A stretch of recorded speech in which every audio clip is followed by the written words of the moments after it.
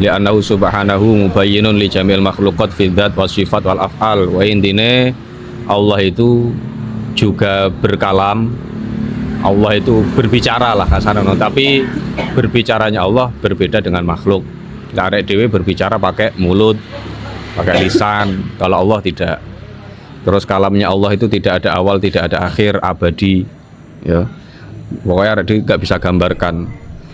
Nah, dari segi zatnya Allah itu beda, sifatnya juga beda, af'alnya, pekerjaannya itu Allah juga beda dengan makhluk. Pokoknya ini Gusti Allah beda karo makhluk, laisa kamitslihi syai'un.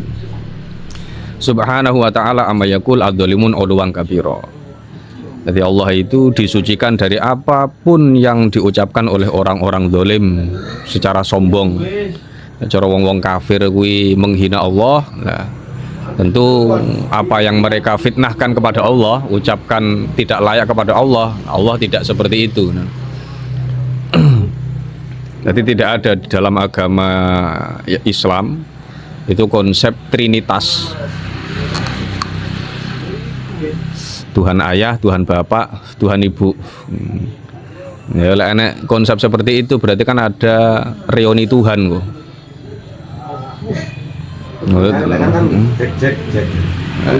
Iya, berarti salib itu. Silahkan yang mau debat agama ke Ashabul Kahfi. Ya kita kayak film God of War. Iki setan nyembah dewa iki. Maksudnya apa? Dene ngedu Tuhan. Piye konsepnya? Tukaran dan gitu. Gambarnya ada penonton. Penonton Mas. Kirane gelut. Wes iku wingi arep bahas apa maknane asyhadu alla ilaha illallah. Nah, tadi jangan hanya bisa mengucapkan saja, tapi kita harus juga punya keyakinan, mengerti apa dibalik lafaz itu, kalimat itu artinya apa. Kan wis ngerti kabeh to? Iya. Lah wa mana asyhadu anna Muhammadur Rasulullah, saiki maknane syahadat yang kedua. Asyhadu anna Muhammadur Rasulullah, saya bersaksi bahwasanya Nabi Muhammad adalah utusan Allah. Iku anta alama wa ta'taqida wa tusaddiqa wa tu'mina anna sayyidana wa nabiyyana Muhammad bin Abdullah bin Abdul Muthalib bin Hashim bin Abdi Manaf al-Quraisy sallallahu alaihi wasallam Abdullah. Jadi Nabi Muhammad itu adalah utusan Allah. Selain utusan Allah, beliau juga statusnya tetap hamba. Tetap hambanya Allah. Artinya beliau juga manusia. Jangan sampai kemudian umat ini terjerumus pada sebuah kesesatan dengan cara menuhankan nabinya yang harusnya posisinya jadi nabi. Nabi itu adalah hamba Allah, malah dijadikan Tuhan. Sebagaimana kaum Yahudi, Nasrani itu salah paham. Jadi tetap kita harus meyakini Nabi Muhammad itu juga manusia. Cuman Muhammadun basyarun la kal basyari bal huwa kal yaquti bainal hajari. Jadi Nabi Muhammad itu basyar, manusia, tapi tidak seperti manusia pada umumnya. Nah, jadi aman, jangan sampai apa? Mengkultuskan berlebihan. Artinya mengkultuskan sampai diposisikan bodoh koyok Tuhan. Mana? Nah, adapun mungkin ngalap berkah, kita bersolawat kepada Nabi Muhammad. Solawat kita itu bukan dalam rangka penyembahan, ya, sesembahan kepada Nabi Muhammad, tapi solawat kita itu dalam rangka bagaimana supaya solawat yang kita layangkan kepada Allah, kepada Nabi Muhammad itu, karena Nabi Muhammad itu adalah sumber keberkahan, ya toh? Kalau diibaratkan itu seperti gelas yang sudah penuh. Lah sholawat kita itu seperti air yang kita tuangkan kepada gelas yang sudah penuh air, sehingga akan ada loberan, ya, luapan air yang akhirnya menyiprat kepada kita. Itu tujuannya. Jadi sholawat itu ya punya banyak khasiat. Salah satunya adalah kalau kamu pengen punya banyak bidadari di surga, tergantung seberapa banyak kamu bersolawat. Bagaimana supaya kamu hajatmu mudah terkabul? Yo sholawat. Ketika sampean berdoa, awal dari doa diawali dengan sholawat, di tengah-tengah berdoa ada sholawatnya, di akhir doa juga ada sholawatnya, itu yang baik. Dan sholawat itu juga menjadi penentu sah atau tidaknya sholat. Tahiyat akhir itu lek enek sholawat itu gak sah. Makanya dalam hadis itu disebut nih, kamu pengen ngerti apa gak bagaimana namaku itu disebut, yakni ketika namaku, artinya nama Allah itu disebut besertaan dengan namamu, yakni ketika di tahiyat, kemudian ketika di adzan. Jadi banyak sing sak paket nama Allah, sak paket karo namanya Kanjeng Nabi Muhammad. Adzan ora ono, kan adzan kan ya ini asyhadu alla ilallah asyhadu Muhammadar Rasulullah. Lek ora ana asyhadu anna Muhammadar Rasulullah ya gak dadi adzane.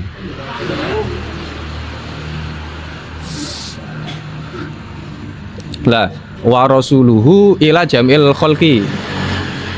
Nabi Muhammad itu kan menjadi utusan. Diutus untuk siapa? Diutus untuk seluruh makhluk, siapapun dan apapun.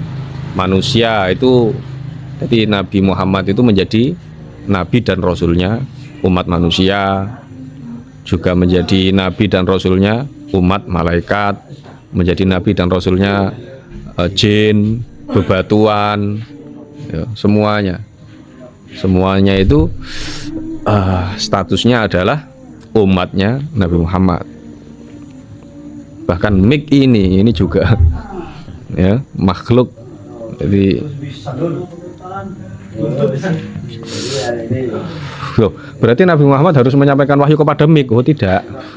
Artinya Nabi Muhammad statusnya sebagai rasulnya makhluk yang tidak bernyawa itu sebagai takriman atau tasyrifan, sebagai bentuk bahwa makhluk ini itu mendapatkan kemuliaan dengan memiliki rasul berupa Nabi Muhammad yang mendapatkan khitab atau yang mendapatkan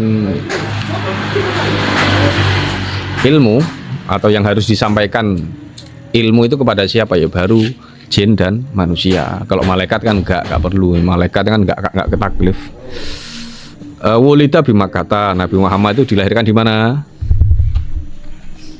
Ini Mekah.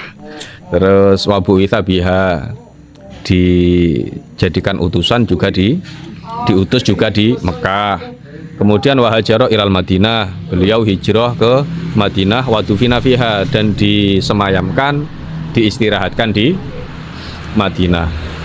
Wa anahu sallallahu alaihi wasallam shadiqun fi jami'i ma akhbara bihi, dan sesungguhnya Nabi Muhammad sallallahu alaihi wasallam itu jujur dalam segala apa yang beliau sampaikan. Jadi apapun apa yang diucapkan Nabi Muhammad itu pasti benar. Bukan hanya jujur tapi pasti benar. Walaupun kebenaran itu tidak harus difaktakan sekarang juga. Jadi ada kalanya sesuatu itu belum terjadi, tapi Nabi Muhammad sudah dikatakan benar. Kalau manusia biasa, dia dikatakan benar kalau kejadian, kalau yang dia sampaikan itu benar-benar terjadi. Dan itu sifatnya prediksi, lek cara manusia biasa. Misal ya, aku ngomong jam 12 nanti, jam 12 nanti akan turun hujan, atau jam 11 Spanyol versus Saudi Arabia. Nah, perkataan saya ini masih mungkin benar, mungkin salah. Dikatakan benar kapan? Ya ketika pertandingan itu benar-benar terjadi. Nah, tapi ada kemungkinan di jam 13 kemungkinan ternyata ada bencana, misal gak sido tanding misal, atau kemungkinan ya di cancel pertandingannya di lain waktu. Berarti kan ucapan saya belum bisa dikatakan benar. Tapi kalau Nabi Muhammad bilang bahwa akan ada hari kiamat, akan ada dajjal, itu Nabi Muhammad sudah dikatakan sebagai orang yang perkataannya benar dan jujur. Kenapa? Karena yang disampaikan oleh Nabi Muhammad, perkataan atau sabda-sabda yang keluar dari Muhammad itu bukan atas dasar, bukan sebuah prediksi, tapi sebuah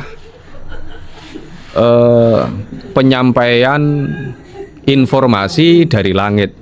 Jadi sudah membaca takdir yang sudah diberikan oleh Allah Subhanahu wa taala, diinformasikan oleh Allah Subhanahu wa taala.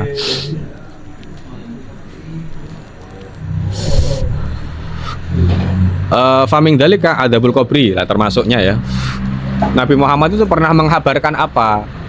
Ya ini siksa kubur. Ya. Wa naimihi dan kenikmatan-kenikmatan kubur. Jadi jangan sampai kita mengingkari bahwasanya di kuburan itu tidak ada siksa, di kuburan tidak ada nikmat. Berarti kalau kita mengingkari itu sama saja kita mengingkari sabdanya Nabi Muhammad. Secara tidak langsung berarti kita mengatakan Nabi Muhammad itu pembohong. Nah itu tidak boleh. Ya. Jadi kita harus tetap yakin bahwa siksa kubur itu ada, kenikmatan kubur itu ada. Wa su'alul malaka ini mungkar wa nakir. Pertanyaan mungkar, dan ketika nanti di kuburan juga ada dua malaikat yang akan menanyai, menginterogasi mayit. Rupane yakni mungkar dan nakir. Wal ba'tsu. Terus kabar berikutnya adalah manusia ini akan dibangkitkan dari kuburnya nanti, dimulai dari ajbul dzanab ya. Ajbul dzanab itu tulang ekor. Jadi ada bagian manusia itu yang tidak bisa hancur, namanya adalah ajbul dzanab. Itu namanya tulang ekor. Tulang ekor nggak iso hancur itu. Itu pasti ada.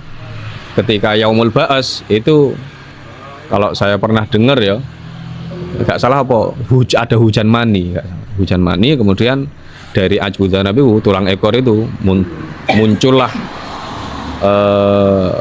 manusia ke bentuk semulanya. Jadi pokoknya intinya ning dina kiamat itu manusia akan bangkit lagi semua. Ya, terus ya wis gak eling sapa-sapa. Gak apa jenenge.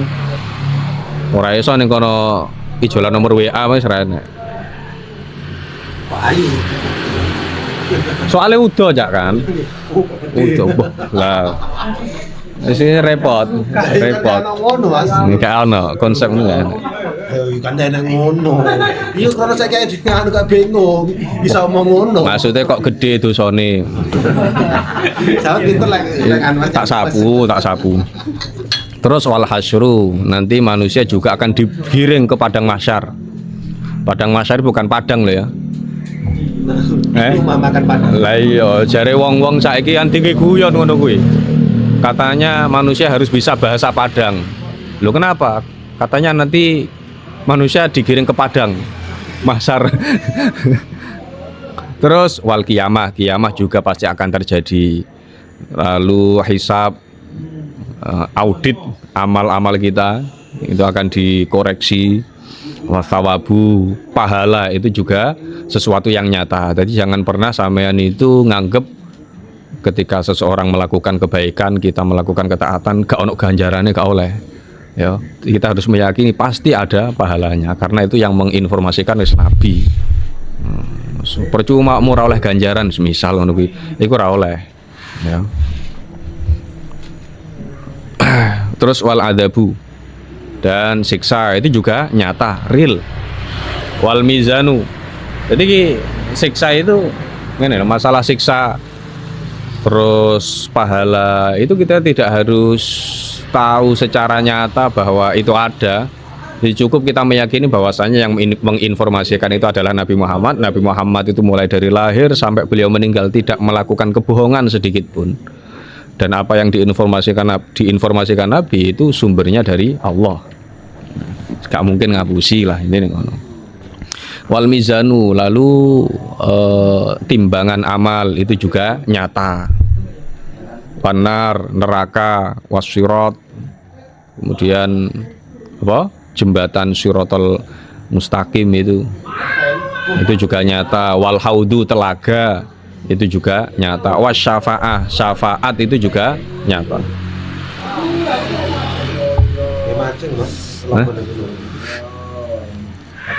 Jurane gawe luk-luk, gawe mutiara. Go esen ngono. Serepot. Langsung gak betah langsung nganu rambutku. Iya, Mas. Asal di sana nganu ulam. Bidadari. Putri Duyung. Ya. Putri Duyung kecantol pas kene ne. Waduh. Iya iku. Disise. Ya Allah, udah sise. Wal jannatu, surga itu juga nyata. Wal khuludu, abadi di surga, abadi di neraka itu juga nyata. Yang abadi di surga ya tentu orang mukmin. Ya, kalau sudah masuk surga pasti abadi, tapi kalau masuk neraka belum tentu abadi. Kalau mukmin ya di sana nginep beberapa hari, 100 tahun maksudnya. Ya, terus hari ngono pindah ning surga. 100 tahun. 100 tahun ini padha gede Iya, ewon. Wa ru'yatu lillahi ta'ala fil jannah, dan Nabi Muhammad menginformasikan kita bahwa kalau orang mukmin masuk surga, mereka akan bisa melihat Allah Subhanahu wa taala. Bagaimana cara melihatnya kita tidak bisa gambarkan. So, arek dhewe bareng-bareng mlebu surga ya. Jadi loh, iya, Pak. Jadi kita sama-sama menghilangkan rasa penasaran, terpuaskan rasa penasaran kita nanti di surga. Piye arek dhewe roh Gusti Allah iku piye? Padahal orang gawe mata. Allah itu tidak bisa dilihat pakai mata telanjang. paling besar. Nikmat paling besar.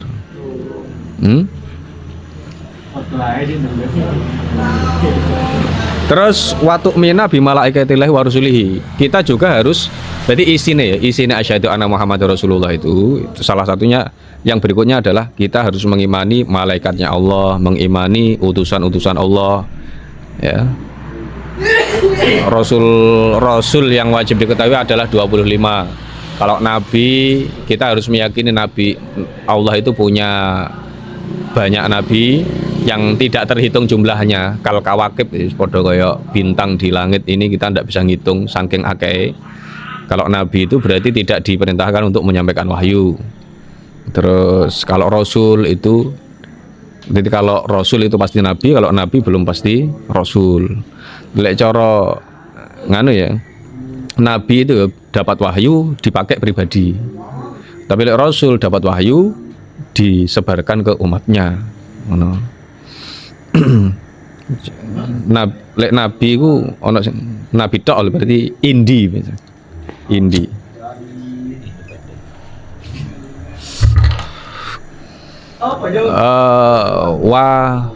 Nah pertanyaan nih, neng Jawa kira-kira ono nabi apa gak mbiyen?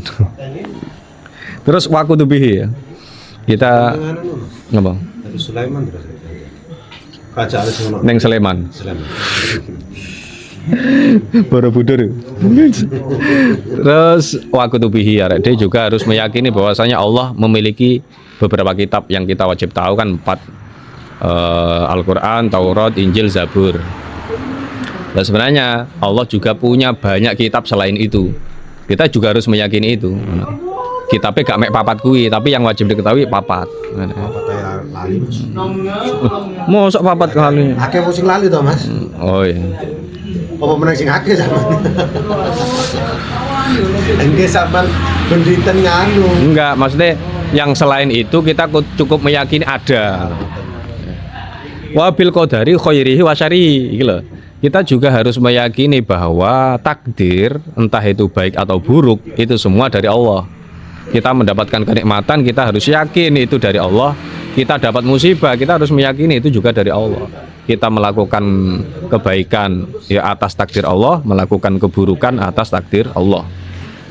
Itu semua kita harus yakini. Jadi ojo jangan hanya rela atau ridho ketika sampean mendapatkan takdir baik saja.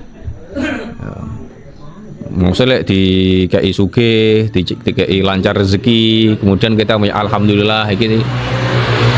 Baru kamu ridho karo Gusti Allah. Ketika mendapatkan cobaan, gak ridho karo Gusti Allah. Padahal cobaan itu ya, kalau dawuhnya Imamul Haramain, syada'idud dunya mimma yulzimul abda asyukru 'alaiha li'annaha ni'amun hakikatan. Jadi kesulitan-kesulitan dunia itu adalah sesuatu yang wajib disyukuri oleh hamba sejati. Karena pada hakikatnya kesulitan dunia, cobaan, musibah yang kita alami di dunia itu hakikatnya adalah sebuah kenikmatan. Loh, kenapa kok bisa dikatakan sebagai kenikmatan? Ketika kita mengalami sakit, ketika mengalami ekonomi terpuruk, dan kita masih konsisten Islam, kita masih mau bersabar, di balik musibah itu ada nilai pahala dan ada pengurangan dosa. Ketika dosa kita dikurangi, pahala kita meningkat, bukankah itu sebuah kenikmatan? Sehingga ketika kita mengalami hal-hal yang mungkin hari-hari kita tidak mendukung, hari-hari kita ternyata tidak baik, maka justru ketika itulah kita harus mengucapkan alhamdulillah. Kemalingan alhamdulillah. Ya sakliane astagfirullah, saya punya dosa apa, tapi kemudian harus mengucapkan alhamdulillah saya diberikan cobaan. Semoga Allah memberikan peningkatan pahala dan pengurangan dosa terhadap saya. Saya kan alhamdulillah. Yang coba kan biasa innalillahi. Ya, jangan lupa innalillahi. Ya Allah. Wa annahu sallallahu alaihi wasallam khatamun nabiyyin, dan kita harus meyakini bahwa Nabi Muhammad itu adalah pungkasan para nabi, nabi terakhir, tidak ada nabi setelah itu. Mamane mau gufron mbok dadi nabi ora iso. Ya. Malaikat dapat jarak. Lah ya kuwi. Aku dari malaikat. Itu motor untuk gaji loh.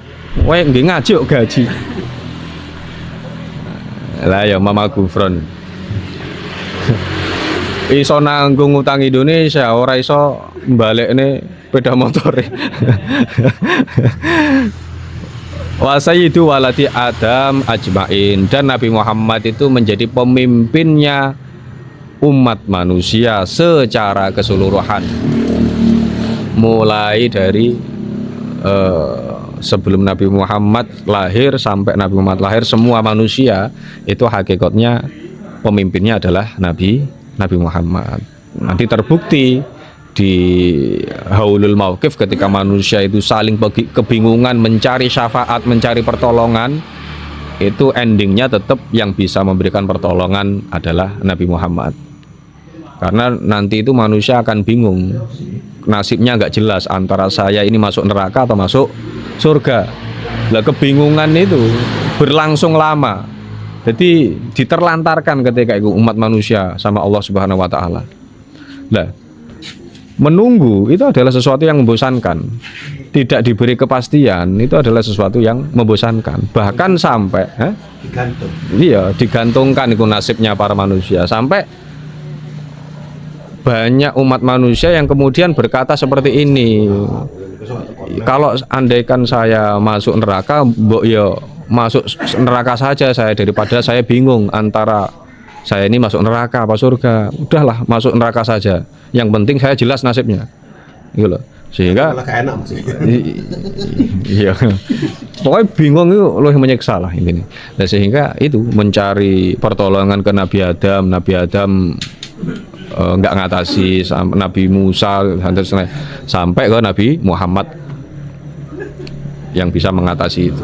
Itu namanya syafaatul udma. Syafaatul udma itu adalah syafaat tertinggi yang tujuannya, yang fungsinya adalah untuk memberikan keputusan manusia ini masuk neraka atau masuk surga. Itu puncak, ya, puncaknya syafaat. Nah, tapi setelah itu ada syafaat-syafaat yang lain. Tapi kok akan wis tahun rang nih. Jadi ada kalanya syafaat itu yang harusnya orang ini masuk neraka menjadi masuk surga. Yang orang ini sudah di neraka bisa dimasukkan surga. Yang sudah masuk surga level bawah misal bisa ditingkatkan. Itu syafaatnya Nabi Muhammad bermacam-macam. Enak main. Yang sudah masuk surga, kalau neraka berarti gak enak ya? Oh no, kalau sudah masuk surga enggak bisa, KTP-nya sudah. Mulai ke KTP melapu cek, amping-amping main. Oh no, ya dulu sih dulu kan dijiret sih gile. Diusir. Tapi cak ya, kira-kira kayak sing skenario ngono ki potensinya sampean. Sing jiret sapa hari? Wah, nggo coloki aku iki. Tapi kan cak orang ditulungi karo murid-muridnya neng surga. Monggo Ustaz, tarik tambang. tak sapu nih ya. Siapa ya istilahnya? Cuma susah tuh papare itu krono ngendeli amale. Ono mlebu rokok. Gak kerasa rokok. Neraka butuh hiburan.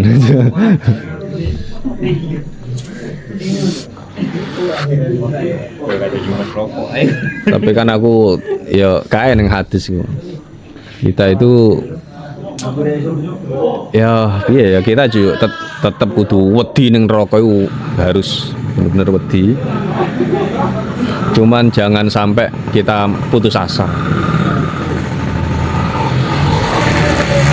Kalau jalur neraka udah juga kayak gak pantas. Tapi nang neraka ya Gak kuat, gak kuat. Lah, melane iku kan syairane Abu Nawas ini. Ilahilas tulil firdausi ahla walaku ala naril jahim itu menurut dawuhnya ulama di kitab Bajuri ketika sampean selesai sholat Jumat ku sampean dianjurkan untuk membaca itu. Insya Allah nanti matinya husnul khotimah dan ya, insya Allah masuk surga. Karena itu ibarat membujuk Tuhan, berbaring di atas kayu bakar dan membujuk surga. Kayak ngono kuwi bahasane. Masjid mriki Mas. Iya kayak neng dinti ya kayak. Kebanyakan memang seperti itu. Wong gendeng itu enggak mlebu rokok. Mudabdabina tadi di antaranya. Enggak salah. Jadi lek aku tahu roh ya, tahu krungu ya. Ku ning tengah-tengah lek nyawang ning surga guyu, seneng nyawang ning neraka nangis ngono. Ndak enak Mas ya. Enak tadi. Dan terus bayi sing pecah kan Mas. Wildanun mukhaladun dadi pelayan. Tapi lek sakderenge gendeng niku masyarakat yang ikut. Nah, niku lho Mas itu. Oh ngono ya. Gendengnya ceroboh berarti. Anu apa sih? Yo gendeng be wedokan apa pas aku gendeng. Ngene. Umur 40 kan dari barat 15 lah balik. 15 sampai 40 ada orang tahun. Nah itu masih apa? Dan lebaran rokok kan Lek ning hasil masail.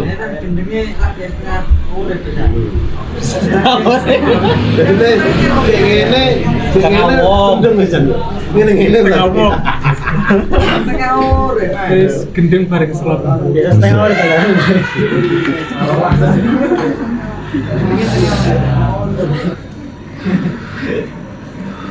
aku udah kayak dulu ini apa ya? Pakai setengah ya. Ya iya, Tapi kan ada sing gila itu karena kecerobohan kan ada. Ya, kalau seperti itu ya dosa. Gila yang dosa. Sudah tahu kalau dia minum khamr kemudian hilang akalnya kok tetap minum khamr akhirnya keterusan nih gendengnya ya dosa. Rata-rata orang bilang Iya alami. Iya. langsung gendeng ya apa? Ada emang dari lahir enggak apa. Ya aku baca enggak gua. oh, kalah sampai lahir.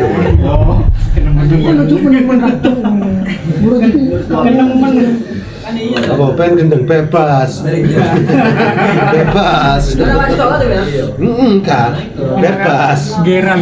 Demongi. Jalan lu bebas. Tak sih geger. Syaratnya sholat itu dua waras. Lek gak pengen sholat gendengo.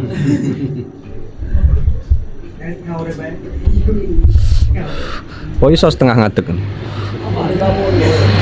Acang-acang. Oke. Sangat enak ora? Tak ngono iki lho. Iya yo. Enak ora sangat. Dodok berarti kan. Udah kami soalnya. Enak sak genduk.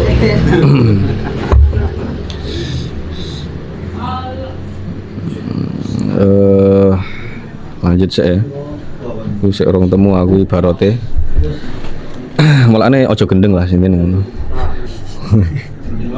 Faslun yajibu ala kulli muslimin hifdzuhu wa islamuhu wa saunuhu ala ma yufsiduhu wa yubtiluhu wa yaqta'uhu wa wa aridah. Kita membahas faslun yang agak panas ya, masalah lockout ini. Jadi wajib bagi setiap muslim untuk menjaga Islamnya dari apa-apa yang bisa merusaknya dan membatalkan atau memutus Islamnya. Kalau sudah Islam, kita sudah masuk ke menjadi statusnya sebagai orang muslim, maka kita wajib untuk menjaga itu, tidak boleh keluar dari Islam. Ya, keluar dari Islam itu istilahnya adalah riddah, murtad. Waliyadu billahi ta'ala, na'udzubillahi min dzalik.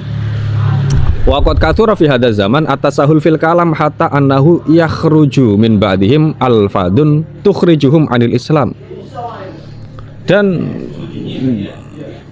di zaman ini, in this economy, waduh, di zaman ini, zaman di karangnya kitab ini itu sudah terjadi banyak manusia yang meremehkan perkataan-perkataan yang mereka tidak sadar, perkataan yang mereka lontarkan, mereka ucapkan itu bisa menjadikan dia keluar dari Islam. Wala yaruna dzamban fadlan an kaunihi kufran. Mereka tidak meyakini, mereka tidak tahu kalau ucapan mereka itu sebuah kemaksiatan, apalagi itu bisa membuat murtad. Gak ngerti lek iku maksiat, apa maneh gak ngerti apa maneh iku iso nggare murtad. Waridatu salah satu aksamin. Sekarang macam-macam kemurtatan itu ada 3. Yang pertama yakni i'tiqadatun wa af'alun wa aqwalun. Ada murtad yang sifatnya itu adalah murtad keyakinan, ada murtad pekerjaan ya, tindakan. Jadi ada keyakinan yang dianggap keyakinan murtad, kemudian perbuatan murtad, ucapan yang ucapan murtad. Wa kullu qismin yatasha'abu syu'ban katsiratan. Yatasha'abu syu'aban katsiratan. Lah masing-masing dari bagian murtad itu memiliki cabang yang sangat banyak. Soleh. Oh. Nah. Jadi saran kan udah kalah bukan tuh. Apa ya?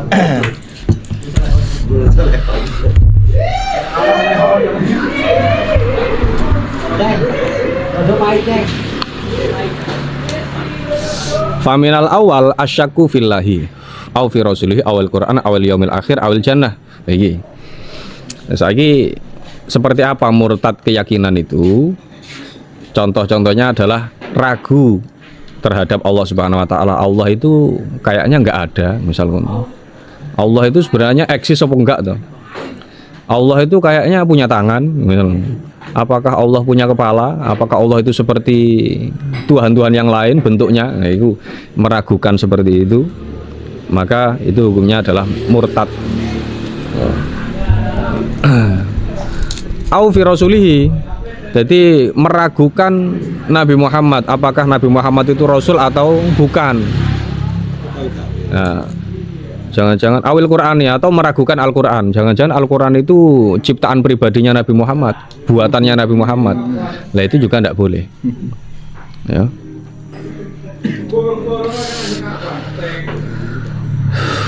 Awil yaumil akhir atau ragu tentang hari kiamat. Koyo iku kiamat iku renek. Mosok wingi 2012 jere kiamat, tiba gak sida. 2024 jere wong India kiamat gak sida maneh. Pondang pending ae. Enek apa ora dina kiamat? Meragukan seperti itu, hukumnya ndak boleh.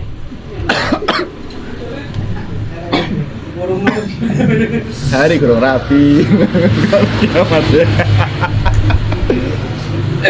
Kiamat. Satu punya ragu sih rumah ya. Hai.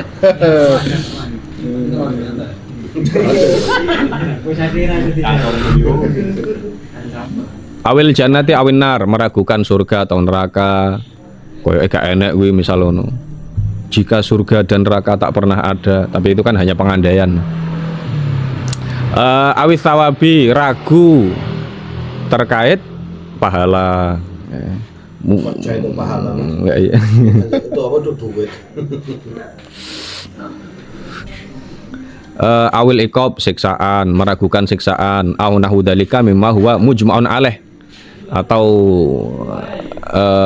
hal-hal lain yang sudah diinformasikan Nabi Muhammad yang itu sudah disepakati oleh ulama, tidak ada yang khilaf ya, seperti Isra ya, Isra Mi'raj, terus mukjizatnya Nabi, karomahnya wali, iki termasuk iki. Wa karomatil aulia, jangan sampai kita mengingkari bahwasanya wali itu memiliki karomah. Kalau kita ragu akan satu sosok tidak masalah ya, artinya mungkin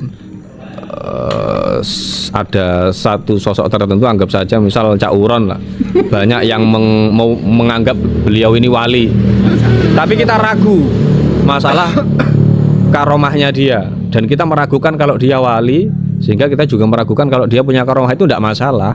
Tapi kalau kita meragukan bahwasanya Wajib ragu. ya, wajib ragu. Soalnya kan guru enak. Wali, Mas. Kecuali anak sama wedok sah jadi wali. Lah iya itu. Cepat. Wi wamin karomatihi ya. Le ngaji. Le ngaji soalnya. Mati sapu hitam kan mau orang. Hari seweneng ya. Jadi jangan pernah apa mengingkari kalau wali itu punya karomah.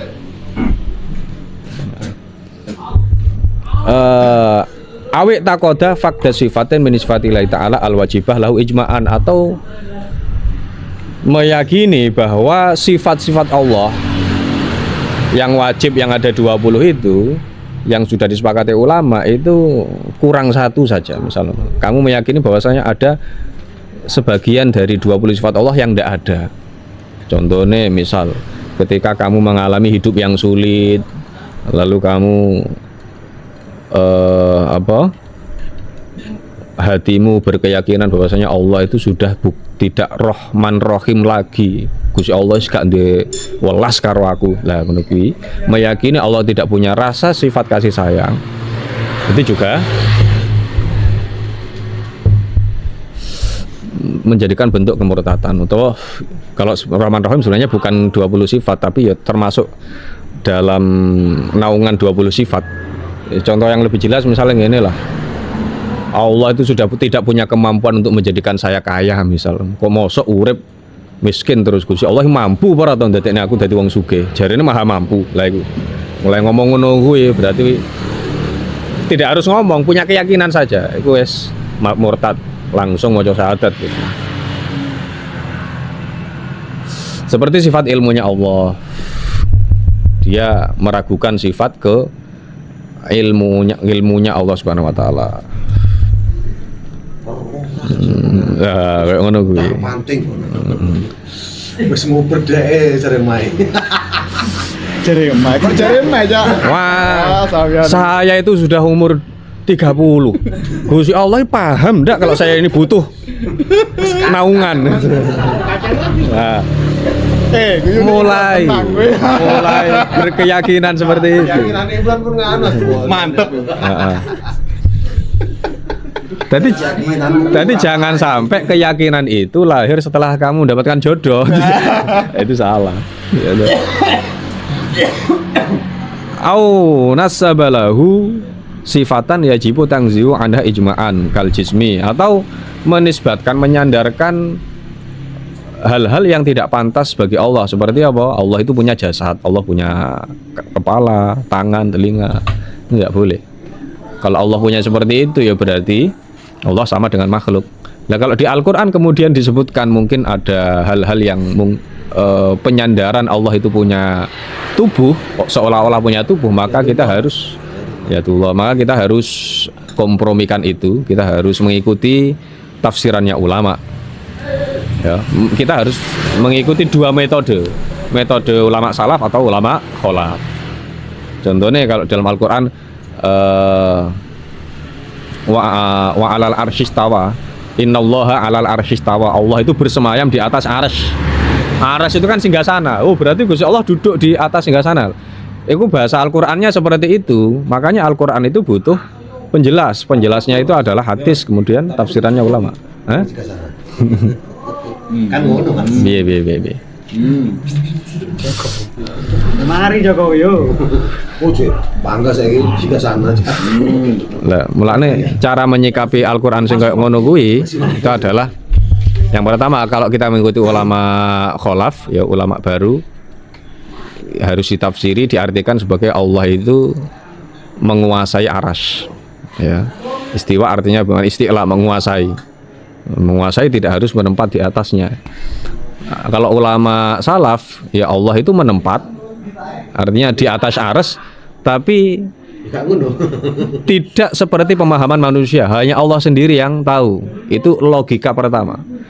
Jadi semua logika itu tetap akan takluk dengan logikanya Allah. Artinya logis menurut Allah dan logis menurut manusia itu tentu beda. Baik dan buruk versinya Allah dan versi manusia tentu beda. Contohnya ya, seseorang suami istri punya anak, kemudian anak ini diberikan rasa sakit, diberikan penyakit, lalu anak ini panas, ya demam, akhirnya nangis. Itu kalau ukuran manusia itu bukan hal yang baik, kan gitu. Tapi kalau ukurannya Allah, baik dan buruknya versinya Allah, itu baik. Cuman kadang kita yang tidak bisa menafsiri versi itu, versinya Allah. Kita tidak bisa menyingkap hikmah di balik itu. Padahal sebagian dari hikmahnya kenapa anak kecil itu kemudian diberi rasa sakit, itu adalah ketika anak itu mengalami rasa sakit kemudian dia menangis, merasa kesakitan, tentu yang paling menderita adalah orang tuanya. Ketika orang tuanya mendapatkan penderitaan itu adalah musibah. Musibah akan menyebabkan gugurnya dosa dan tambahnya nilai pahala. Sehingga sakitnya anak secara lahiriah itu tidak baik, tidak diinginkan manusia, tapi secara versi Tuhan, versi Allah, ini baik untuk kamu karena dosamu terlampau banyak. Kamu pengen nggak dikorting. Nah, padahal sakit itu, sakitnya anak tentu tidak akan selamanya. Jalur yang anu Mas. Kalau saya apa, tapi kayak godaan tapi pahalanya akeh. Ya samian iku, Cak. Sabar, Cak. Iki rotongi dulu soalnya. Sampe lereno omahe kuwi wong. Yo, toh. Cepat udah bocor. Lereno dari Sekuni. Dari Mas Labu, soalnya ajaran akeh. Gak ngono, Cak Uron itu asline menyamarkan diri. Jadi Cak Uron itu nyapa toh, kok nggojoloki awakmu, menghina awakmu. Jadi Cak Uron itu rela mendapatkan dosa demi mengurangi dosa orang lain. Ojo ngomongi kok. Wes aku tak sing dosa. Asli kan hikmah Mas. Lu hikmah kuwi. Waduh, jerus cerita saiki.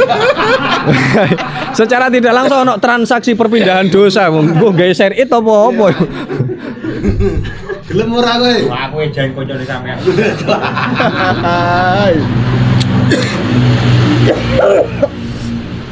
Jadi Cak Uron sebenarnya pengen menggeser posisi ini Yesus. Aku sing nanggung dosane ngono. Yesus meden main enggak. Aku lapang dada gitu.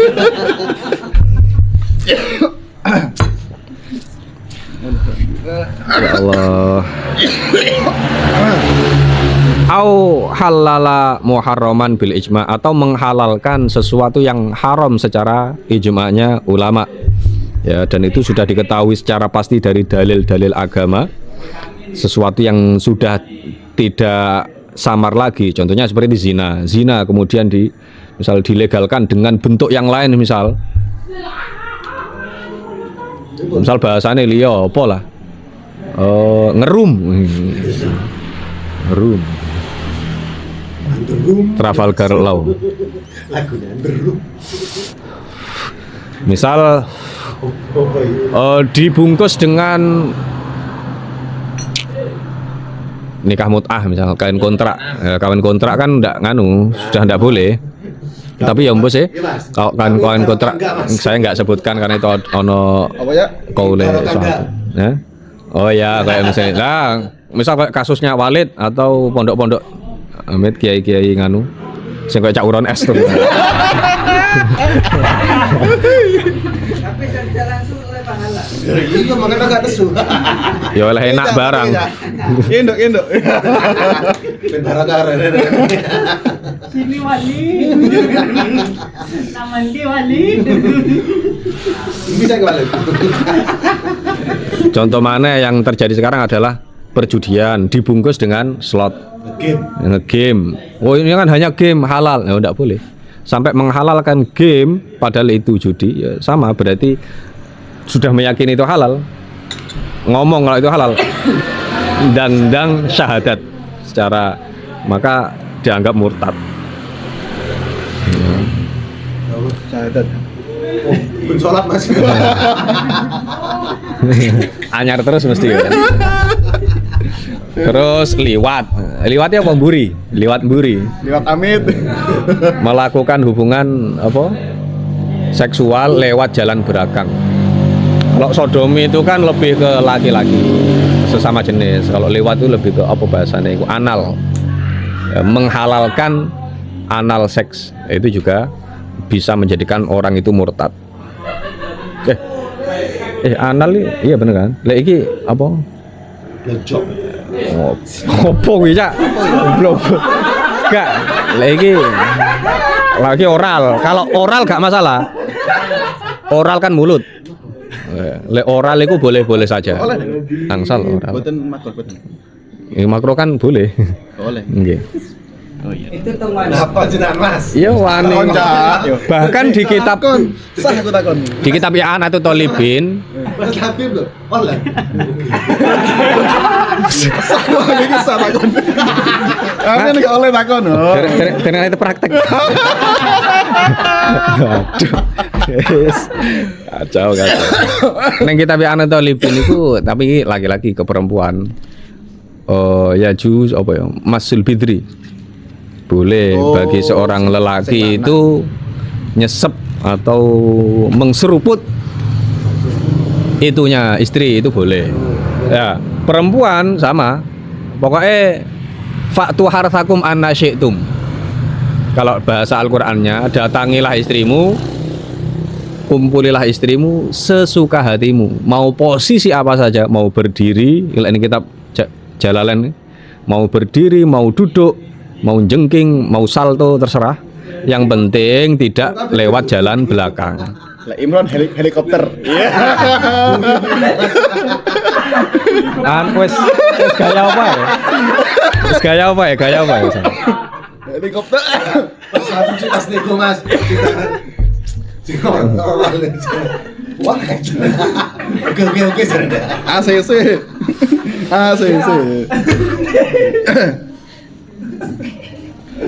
Ya, gampang selilitan moral iso. Gak ngono kene rambutnya ora. Aduh, tekan di masa. Patut arek. Silakan dong.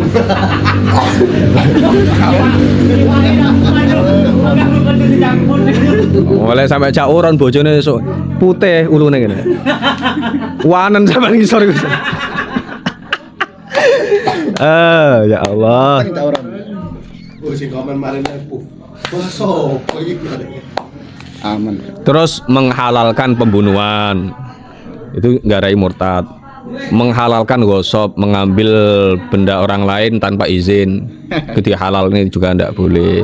Kalau gosop itu kalau sampean sudah kenal orangnya dan kamu paham lah kalau orangnya itu mungkin dermawan, sampean ngambil dulu nggak masalah. Tapi setelahnya sampean izin, minta halalnya, itu nggak apa-apa.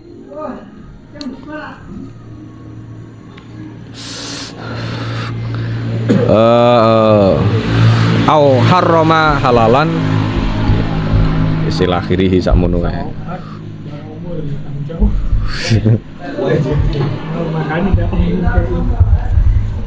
Oh harrama halalan apa ngono. Wes enek pertanyaan.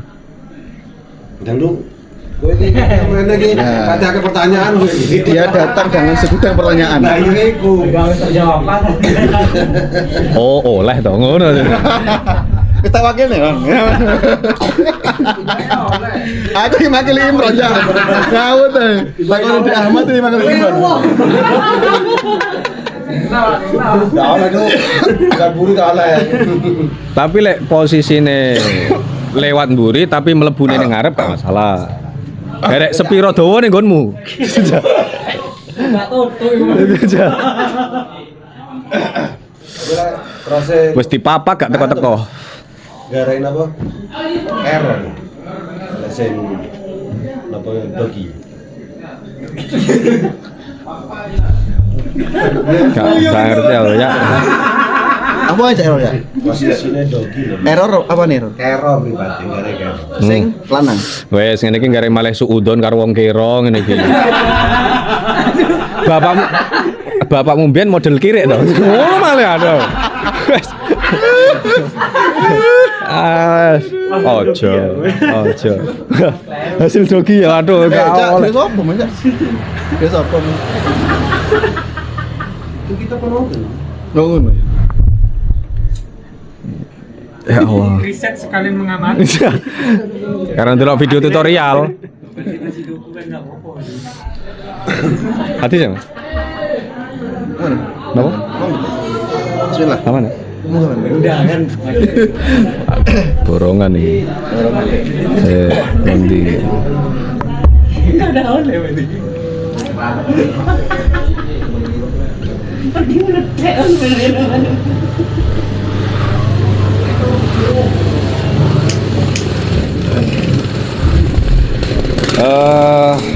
Kita lanjut hadisnya. Bismillahirrahmanirrahim. Idza aradallahu bi 'abdin al khaira ajjala lahul 'uqubah fid dunya wa idza aradallahu bi 'abdihi asyarra amsaka anhu bi dzambihi hatta yuwafa bihi yaumal qiyamah.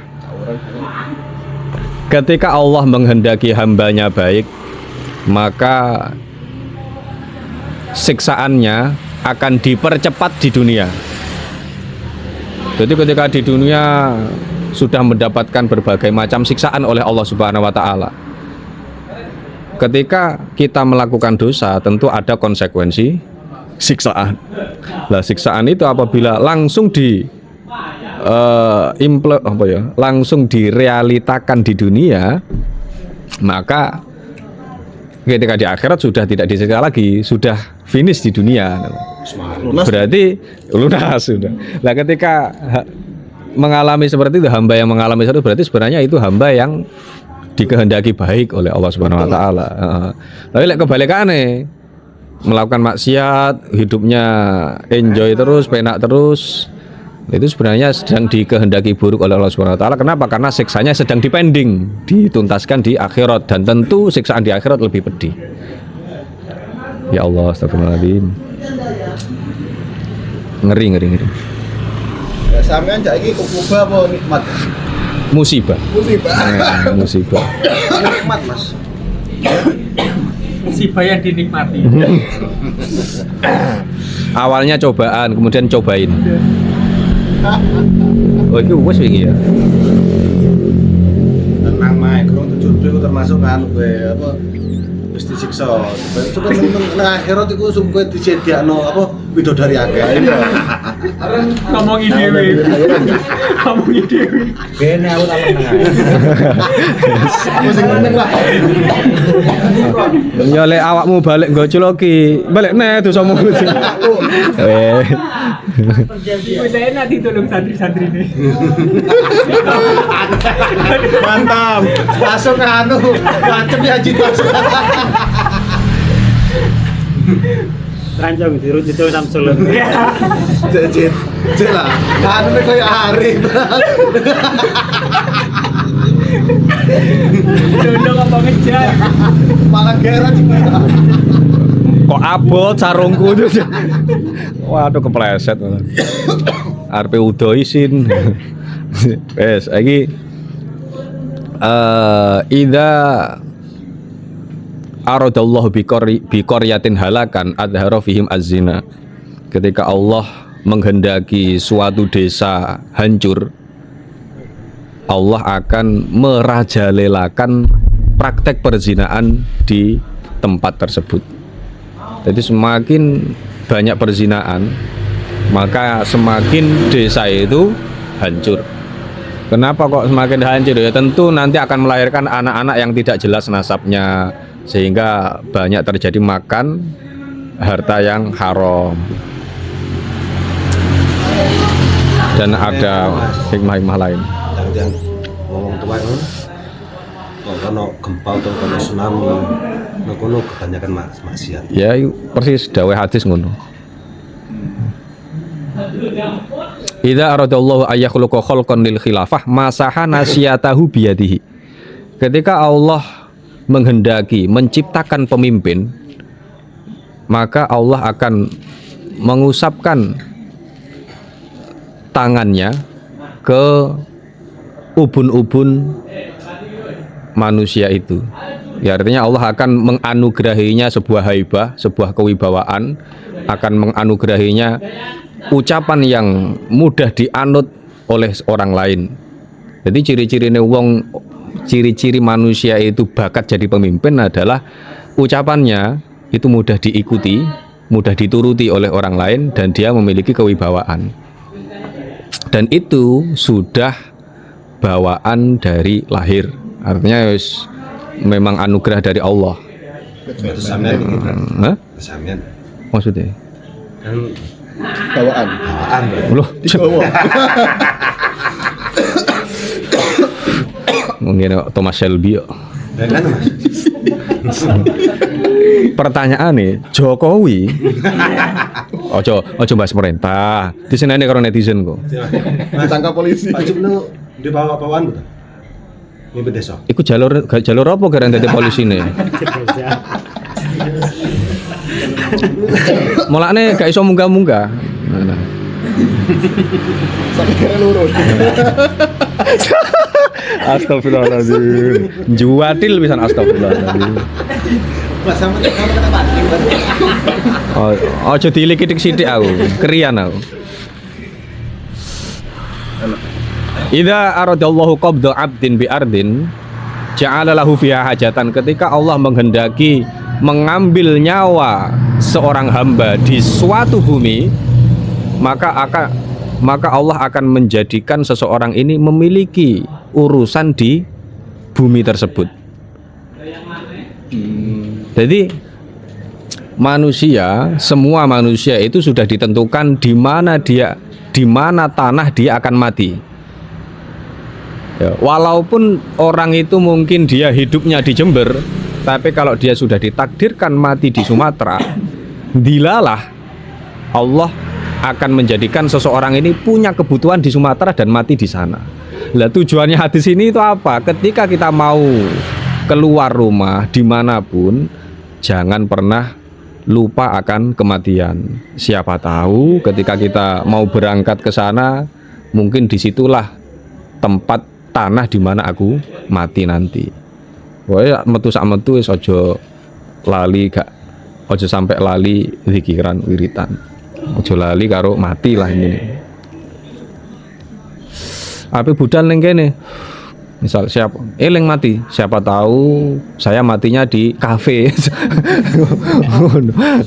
Pas wae nyeruput kok, pas wae nggo cilik kancane. Wo yo lha kuwi.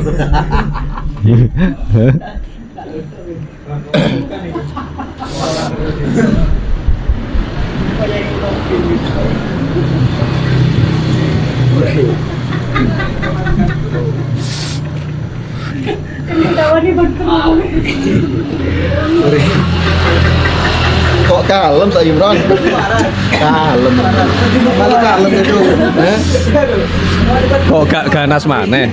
Lah iya. Karena sih enten kalem. Ganase dintekne ning ranjang. Turun tadi. Turun. Kepikiran to, San? Enggak,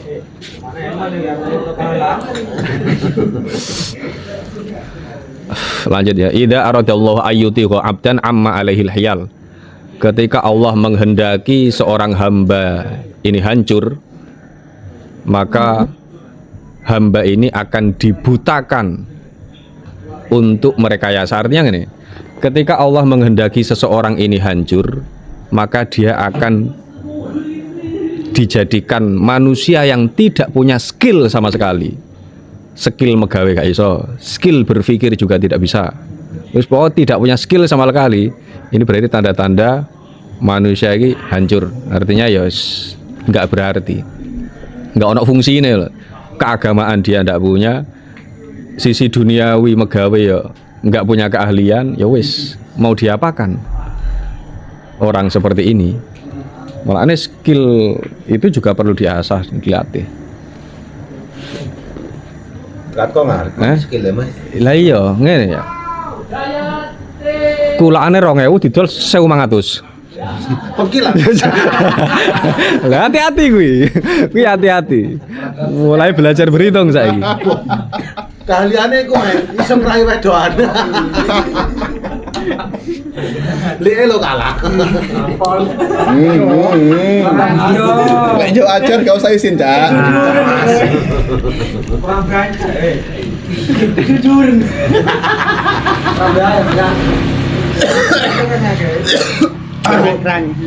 Untuk sembarang kali ini Lo kempret tak? Kan kuat mana bret?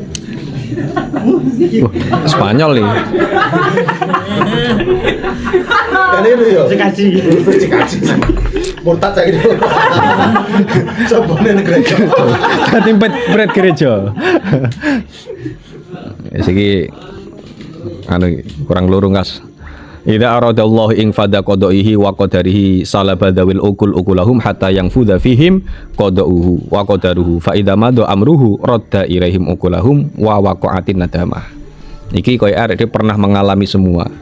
Ketika Allah menghendaki untuk memuluskan qada dan qadarnya, ya, ketika Allah menghendaki untuk merealisasikan kodok dan kodarnya terhadap seseorang, maka orang yang asalnya punya akal, akalnya ini akan dihilangkan. Artinya dia tidak memiliki kesadaran penuh sampai kodok dan kodarnya Allah ini benar-benar terjadi. Nah, ketika masa itu sudah terjadi, ketika urusan itu sudah lewat dalam artian musibah, ya, maka kesadaran ini akan dikembalikan. Dan terjadilah sebuah penyesalan dari seorang hamba ini. Contohnya kayak misal ketika naik sepeda motor, ya, ketika Allah menghendaki untuk mentakdir hamba ini kecelakaan. Ulon iku Mas. Ya aku nyotnya ya. Ketika Allah, iya, aku yo korban tuh ya. Aku iku enggak sebenarnya. Jadi ketika Allah menghendaki untuk mentakdir seorang hamba ini misal kecelakaan, kan musibah, maka dia tidak akan memiliki kesadaran penuh sehingga dia akan mengendarai kendaraan itu dengan kecepatan penuh. Lah itu bukan atas kesadaran penuhnya dia. Baru ketika dia tabrakan, benar-benar kecelakaan, kesadarannya akan dikembalikan. Nah, ketika sadarannya kembali, maka akan terjadi apa? Sebuah penyesalan. Nyapo aku banter-banter iku mau. Nyapo aku numpakku ngegas iku mau. Dan ini bisa terjadi di kasus apapun. Gaspol. Nyapo tak gaspol barang ini.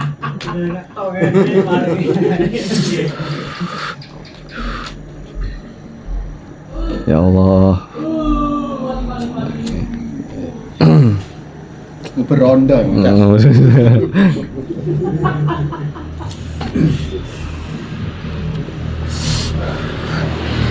Terakhir ya, idza aradallahu khalqa syai'in lam yamna'hu syai'un. Iki sing wis tak omong wingi. Ketika Allah berkehendak untuk menciptakan sesuatu, maka tidak ada sesuatu yang bisa menghalanginya. Ketika kamu sudah nikah, kamu tidak punya ingin anak sekuat apapun, kalau Allah berkehendak untuk menciptakan anak, kamu mau pakai kondom, kamu mau KB, kalau Allah mentakdirkan jadi anak, ya tetap jadi. Begitu juga sebaliknya, kalau Allah menghendaki tidak jadi, kamu pakai obat kuat apapun, kalau tidak dikehendaki jadi, juga tidak akan jadi. Ini juga bisa dipraktekkan dalam segala lini kehidupan. Nah, kamu mau sekuat apapun, sowan ke dukun manapun untuk melet seseorang, kalau belum saatnya, tetap belum saatnya.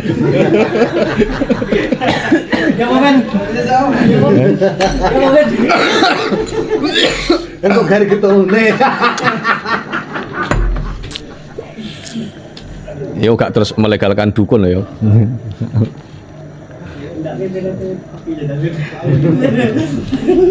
Cak Imron sak gurung utek kaya sepi ngene ya. Oh. Ini perdana masuk Oh nih. perdana Bodoh kalem. Sami Mas, kalian Mas Labung di perdana. Tapi ancen kemungkinannya prei ya. Oh. Mulane gak. Minggu ya. Oh iya, tekelaban. Ada Ustaz yang menengah ya. Meneng marene ramuran ketuk. Aja rame, marene kudu nyeletuk marene. Dapat masalah apa? Sini cerita. Makanya nungguin udah nyedek iki. Hai. Adina Mas. Emang dia anu? Kali cara sini.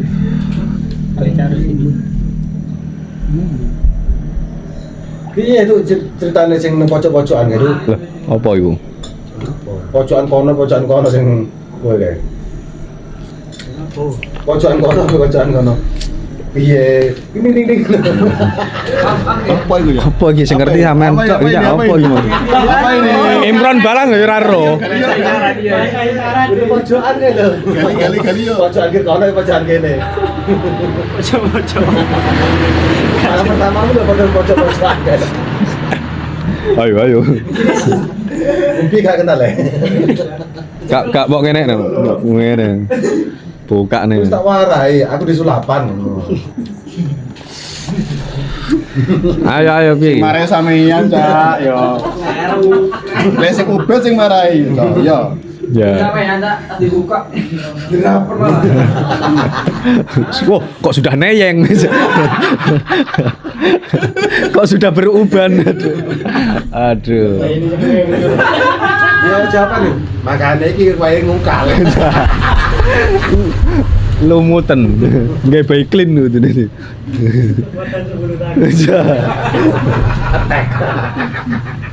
Enak lo, gue lagi tinggal gitu lo. Ada sebut tangan. Lupa kayak kono. Hah? Lepok lo kok sebut tangan. Apa? Gak. Gawe nganu lho. Ngapa jenenge? Kayaknya pertanyaan nih. Ada Oh, mboten. gak ada masalah kok. Wifi ini mboten. Sing paling ki sing ada masalah ngene iki ubet tapi Apa? jadi kan.